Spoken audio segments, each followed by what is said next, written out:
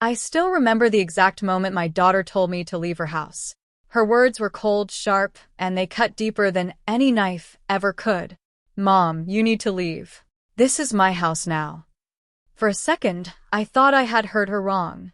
I stared at her face, hoping I would see even a tiny hint that she was joking. But there was nothing. No warmth. No love. Just impatience and something even worse. Embarrassment. My name is Grace. I am 48 years old, and until that night, I believed I had done everything a mother could possibly do for her child. I raised my daughter alone. I sacrificed my dreams. I worked 2 jobs. I stayed awake during nights when she was sick. I sold my jewelry to pay her school fees. And yet somehow, I had become a burden in her life. But before I tell you what happened that night, you need to understand how we got there. Because the truth is, my daughter wasn't always like this. 25 years ago, I was a young woman with big dreams. I had just gotten married to a man named Daniel. At first, everything felt perfect. Daniel was charming, confident, and everyone said I was lucky to have him. For the first 2 years, our life together was peaceful. Then our daughter was born. The moment I held her in my arms, I felt a kind of love I had never known before. We named her Emily. She had tiny fingers, soft curls, and the most beautiful eyes I had ever seen. I promised myself that no matter what happened in life, I would always protect her. But life had different plans. When Emily was only 3 years old, Daniel started changing. He stayed out late. He became distant, cold. And one night, he came home with a suitcase. "I'm leaving," he said. Just like that. No explanation. No apology. He walked out of the door and never looked back. That night, I cried until the sun came up. But in the morning, when Emily woke up and ran into my arms, I realized something important. I didn't have the luxury of breaking down, because I was the only parent she had left. Life as a single mother was harder than anything I had imagined. I worked as a waitress during the day. At night, I cleaned offices in downtown buildings. Some nights I came home so tired that my feet were swollen and my hands were shaking. But every time I looked at Emily sleeping peacefully in her bed, I told myself it was worth it. She was a bright child. Kind. Sweet. She used to hug me every night and say, "Mom, when I grow up, I'm going to buy you a big house." Those words gave me strength. Years passed. Emily grew older. School became more expensive. Bills kept piling up. And sometimes I had to choose between paying the electricity bill or buying myself new shoes. Of course, I always chose Emily, because that's what mothers do. They give, and give, and give, until there's almost nothing left of themselves. When Emily turned 16, something began to change. At first, it was small things. She started spending more time with friends. She stopped talking to me about school. Sometimes when I asked simple questions like, "How was your day?" she would roll her eyes. "Mom, you worry too much." I told myself it was normal. Teenagers change. They become independent. But deep down, a small part of me felt afraid. Because the warm, loving little girl who used to hold my hand everywhere was slowly disappearing. And I didn't know how to bring her back. High school changed Emily in ways I didn't fully understand at first. She became more interested in appearances, in popularity, in what other people thought about her life. At first, I tried to support her. When she said she needed better clothes so she wouldn't feel embarrassed at school, I worked extra shifts. When she wanted a phone like the other kids had, I saved money for months to buy one. Every sacrifice felt small compared to her happiness. But slowly, I noticed something painful. Emily began hiding parts of her life from me. She stopped inviting friends to our small apartment. If I came near her while she was on the phone, she would quickly lower her voice. Sometimes she even stepped outside to talk. One evening, while I was folding laundry, I overheard something that made my heart sink. Emily was talking to one of her friends. "My mom is, kind of old-fashioned," she said quietly. "I can't wait until I move out." Those words hurt more than I expected. But I told myself something every parent tells themselves. She's just a teenager. She'll understand one day. Years passed. Emily graduated from college with a business degree. I was so proud of her that I cried during the ceremony. I sat in the back row, wearing the same dress I had worn for years. But when Emily walked across the stage and received her diploma, none of that mattered. All I saw was my little girl achieving her dreams. After graduation, she got a good job at a marketing company. Her salary was more than I had ever made in my entire life. And for the first time, things seemed like they might finally get easier. Emily moved into a beautiful house in a quiet neighborhood. When she invited me to see it, I couldn't believe my eyes. Large windows, modern furniture, a big kitchen with shining countertops. "Mom, you should stay with me," she said casually. "You've worked enough in your life." Those words filled my heart with warmth. I thought maybe everything was finally changing for the better. So I moved in. At first, living together again felt wonderful. We cooked dinner together. We watched television in the evenings. Sometimes we even laughed about old memories. For a brief moment, it felt like I had my daughter back. But slowly, things started changing again. Emily became busier. Work meetings, dinner with colleagues, weekend trips with friends. She started coming home later and later. Sometimes she didn't come home at all. When I asked if everything was okay, she would sigh. "Mom, I'm an adult now. You don't have to worry about me." I tried to respect her independence. But the house started feeling less like a home and more like a place where I was simply staying. One evening, Emily invited some coworkers over for dinner. I spent the entire afternoon cooking. Roasted chicken, fresh salad, homemade dessert. I wanted everything to be perfect for her guests. When they arrived, they seemed polite at first. But I noticed something strange. Emily barely introduced me. "This is my mom," she said quickly. And then she changed the subject. Later that night, while everyone was laughing in the living room, I walked in with a tray of drinks. One of Emily's coworkers looked surprised. "Oh, I didn't know you lived with your mother," he said. Emily forced a small laugh. "Yeah, it's temporary." Temporary. That word stayed in my mind for days.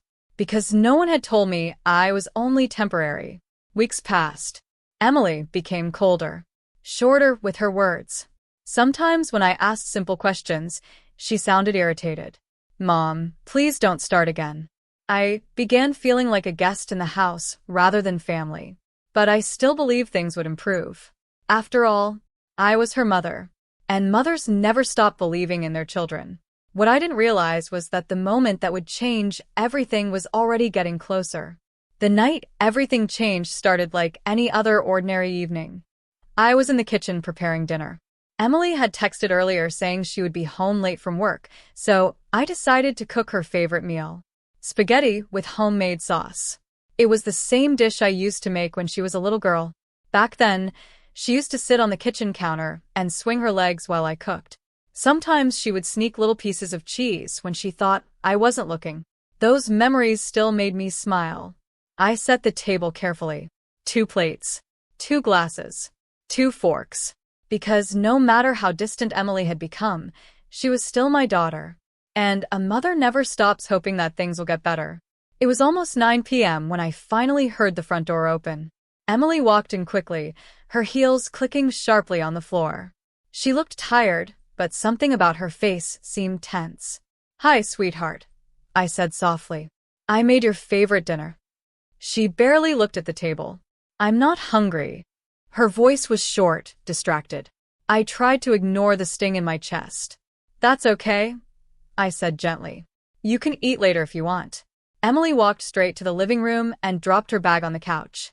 For a few minutes, the house was silent. Then she called my name.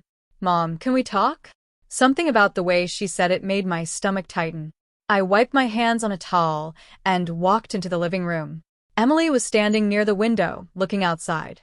Her arms were crossed. "Is everything okay?" I asked. She took a deep breath. Then she turned toward me. "Mom, I think it's time we talk about living arrangements." I didn't understand what she meant. "Living arrangements?" "Yes," she said quickly. "You living here." For a moment, I thought she was joking. But when I looked at her face, I realized she was serious. "I thought you wanted me here," I said quietly. At first, yes, Emily replied. But things are different now. Different. That word again. I felt a strange heaviness in my chest. What do you mean? I asked. Emily sighed, as if the conversation was exhausting her. Mom, I'm building my career.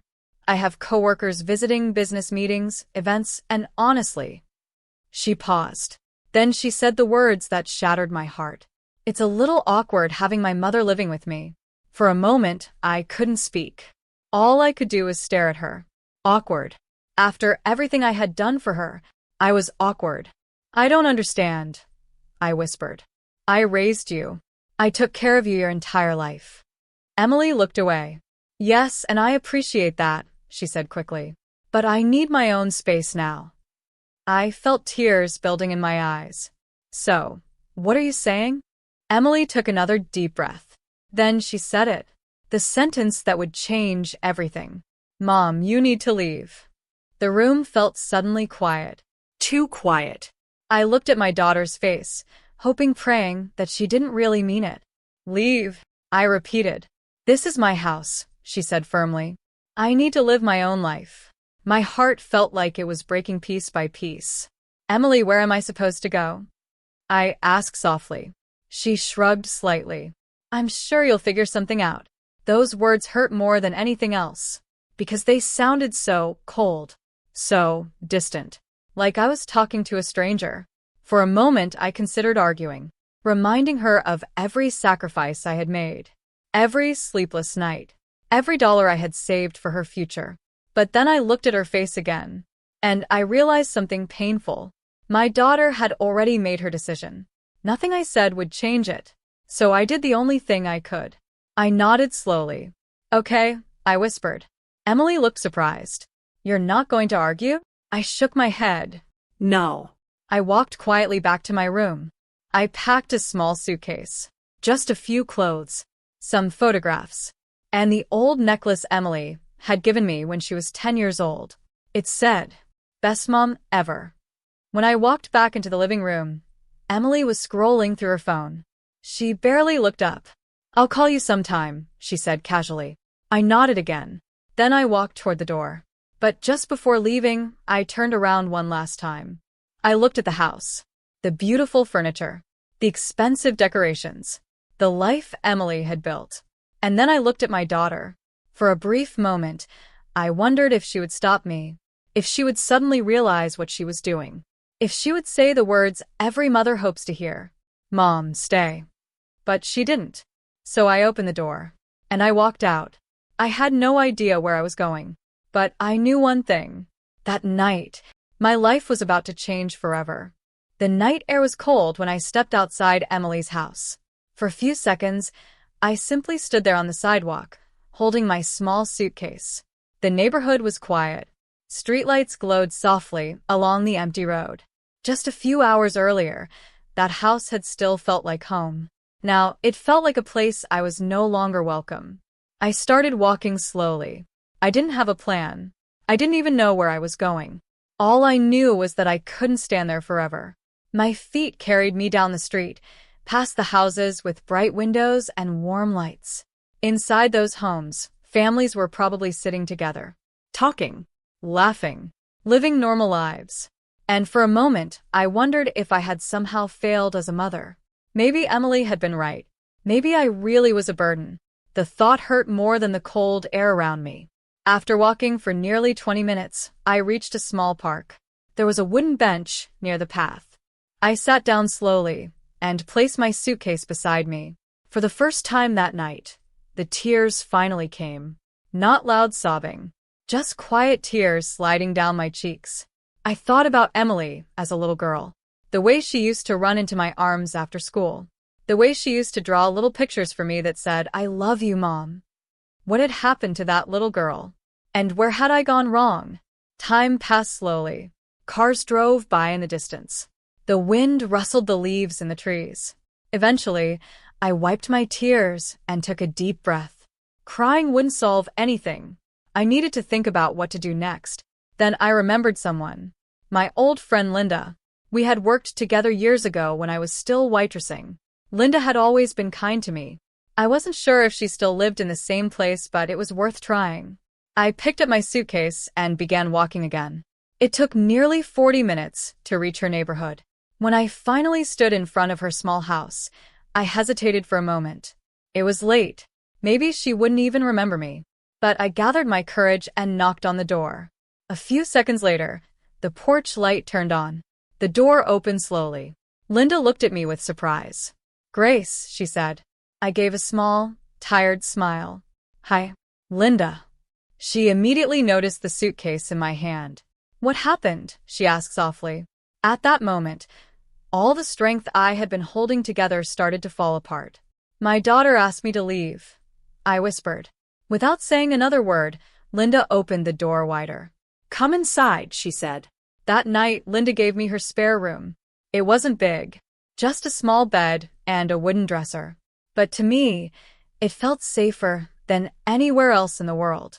For the first time since leaving Emily's house, I slept peacefully. The next morning, Linda made breakfast. While we were eating, she asked gently, "What are you going to do now?" I thought about that question carefully. For years, my entire life had revolved around Emily. But now, for the first time in decades, I had to think about my own future. "I'm going to start over," I said quietly. Linda smiled. "That sounds like a good plan." Over the next few weeks, I found a small job at a local bookstore. The work was peaceful. I spent my days surrounded by books and quiet customers. Sometimes people would stop to talk, and I realized something surprising. Many of them had their own painful stories, broken families, lonely lives, regret. Slowly, I began to understand something important. Life doesn't end when someone rejects you. Sometimes it simply begins again. But what I didn't know was that Emily's life was also changing. And soon, she would realize a truth she had never expected. A few months passed. Life had slowly started to feel stable again. Not perfect, but peaceful. Every morning, I would wake up early, help Linda with small chores, and then head to the bookstore. Customers came and went. Some smiled, some didn't. But the quiet rhythm of life gave me something I hadn't felt in a long time. A sense of calm. Still, there wasn't a single day when I didn't think about Emily. Not one. I often wondered if she ever thought about me, if she ever missed me, or if she had already moved on completely. One afternoon, while I was arranging books on a shelf, my phone rang. I looked at the screen. Unknown number. For a moment, I hesitated. Then I answered. "Hello." There was silence on the other end. Then, a voice. Soft. Shaking. "Mom?" My heart stopped. It was Emily. For a second, I couldn't even speak. "Emily," I whispered. She started crying. "I'm so sorry, Mom." Her voice broke in the middle of the sentence. I felt 1,000 emotions rush through me at once.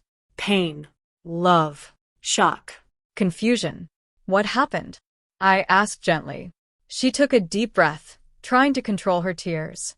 "Everything is falling apart," she said. "My job. I lost it." I closed my eyes slowly. "And?" I asked. "My friends, they stopped calling. No one checks on me anymore." Her voice sounded so different, so fragile, like the confident, distant woman I had seen months ago was gone. "I thought I had everything figured out," she continued. "But when things went wrong, no one was there." There was a pause. Then she said something that broke my heart completely. "I finally understand what you meant when you said family is everything." Tears filled my eyes again. "I miss you, Mom," she whispered. For a moment, I looked around the bookstore. The quiet shelves. The simple life I had built again. And then I realized something important. No matter how much pain Emily had caused me, she was still my daughter. "Where are you?" I asked softly. "I'm at home," she said. Home. The same house I had walked out of that night. "I'll come," I said, without hesitation. When I reached the house, I stood outside the door for a few seconds. Memories flooded back. That night, that goodbye, that silence. I took a deep breath and knocked. The door opened slowly. Emily stood there, but she looked different. Her eyes were red from crying. Her face had lost that sharp confidence. In its place, there was something else. Regret. Mom, she said. Before she could say anything else, she broke down and hugged me tightly. I'm so sorry, she cried. I didn't understand your value. I didn't understand your love. I closed my eyes and held her, just like I used to when she was a child. It's okay, I whispered, because in that moment, it really was. We went inside and sat together. For hours we talked about everything. The past, the mistakes, the pain, the lessons. Emily admitted something that stayed with me forever. I thought independence meant pushing people away, she said. But now I know it means valuing the people who truly love you. That night, for the first time in a long time, we ate dinner together. Not as strangers, but as a family. Life has a strange way of teaching us lessons. Sometimes, we only realize someone's value after we lose them. But if you're lucky, life gives you a second chance. And when it does, hold on tightly, because not everyone gets that opportunity.